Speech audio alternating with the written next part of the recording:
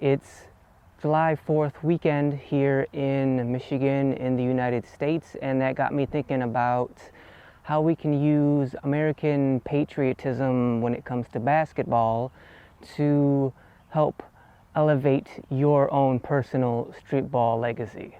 So it makes sense that the country that invents a sport has the most talented players in that sport, as in America relating to basketball.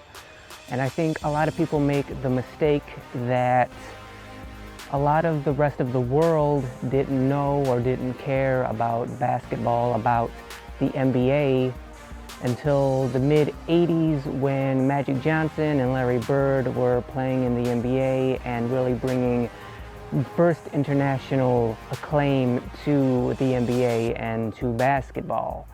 And then they were followed by Jordan, and Jordan was followed by the Dream Team, and from that point on, basketball and the NBA have been sort of international powerhouses. And from a pop culture perspective, that's true, but think about it this way. Basketball is invented by Dr. Naismith in Massachusetts in 1891. It first appears in the standard bearer of international competition, the Summer Olympic Games in 1904. It then becomes a regular every Olympic game sport in 1936 and appears in every Summer Olympic Games since then. Also keep in mind that we were not able to send our American professional players to the Olympics until 1992, starting with the Dream Team. And since then, there's only been 7 Olympic summer tournaments in which we've had professional players playing. So basketball first appears in the Olympics in 1904 and then again in 1936, and since then it has been played in every Summer Olympic game.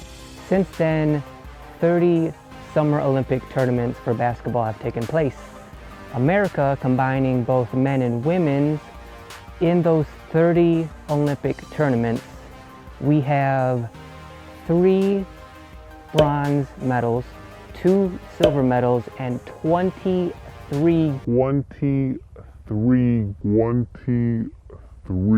gold medals. And remember, only 7 of those 30 tournaments we had professional players playing in. And like I said, it makes sense that the country that invents a sport would have the most talented players with the most amount of talented players, and thus nothing beats talent, and so we dominate basketball.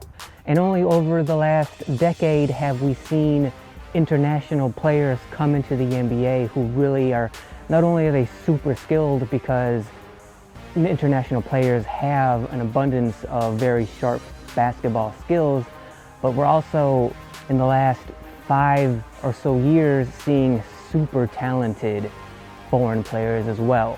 But regardless of that, America still stands head and shoulders above everyone else when it comes to basketball talent.